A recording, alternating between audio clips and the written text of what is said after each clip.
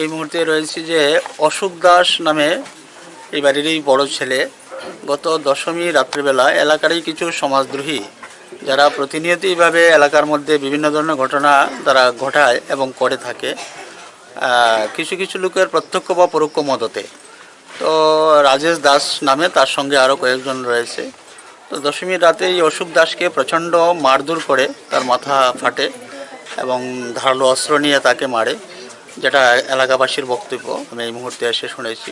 তো সঙ্গে সঙ্গে অশোক দাসকে স্থানীয় হাসপাতালে কুমারঘাটে নেওয়া হয়েছে, এখান থেকে রেফার করা হয়েছে, ধর্মনগর দিয়েছে। যদিও তারা ওই সময় ধর্মনগর না গিয়ে কৈলাসহরে গিয়েছে। এই মুহূর্তে যে খবর এসছে তাকে আগরতলাতে রেফার করা হবে। যে সুপারিনটেন্ডেন্টের সঙ্গে আমি কথা বলেছি, সুপারিনটেন্ডেন্ট বলছে যে এখানে না রাখাটাই ভালো হবে, তার অবস্থা ক্রিটিক্যাল রয়েছে।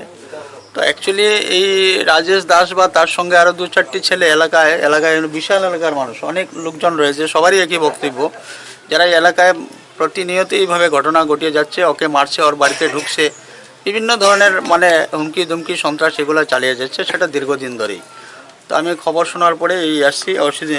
অশোক দাসের বাবা রয়েছে, এখানে মাও রয়েছে, এই যে তার বাচ্চা, ছোটো ছোটো বাচ্চা, তারা খুব নৃশংস খুব সাংঘাতিকভাবে তাকে মারধর করেছে। এই রাজেশ দাস নামের ছেলেটি উচ্ছৃঙ্খল ছেলে, উচ্ছৃঙ্খল না, একদম টোটালি সমাজদ্রোহী। আর আমি যেটা বলেছি, অ্যাকচুয়ালি তাকেও বিভিন্ন কিছু লোক মদত দিচ্ছে। পূজার শুরু থেকেই চাইছিল এখানে একটা কিছু ঘটানোর। তো যাই হোক, সেটা তার পক্ষে সম্ভব হয় না, কিন্তু দশমীর দিন অশোক দাসকে এইভাবে, এবং আরও অন্যান্য কেন বাবুল রয়েছে, বাবুলকেও পরবর্তী সময় তাকে আক্রমণ করার চেষ্টা করেছিল তার পরিবার সহ, এবং আরও 2-1জন রয়েছে, আরও বলেছে যে ধাপে ধাপে সে রাত্রিবেলা অনেকবারই এগুলো। পরবর্তী সময় তারা কেস করেছে, পুলিশ তাকে অ্যারেস্ট করেছে। দেখা যাক আইনে কী হয়। এটা কি কোনো রাজনৈতিক না, কোনো রাজনৈতিক এমন কোনো তো এদিকে নেই, এটা আমি ঠিক সঠিক বলতে পারছি না। তবে অশোক দাস সে নিরীহ ছেলে, গরিব ছেলে, একমাত্র উপার্জন করে এই বাড়ির।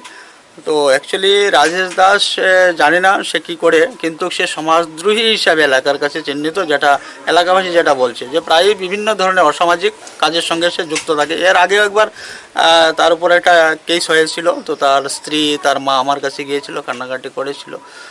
তো যাই হোক, অ্যাকচুয়ালি তো সমাজদ্রোহী হয়, তার সঙ্গে তো আর কোনো কম্প্রোমাইজ হয় না। ঠিক আছে।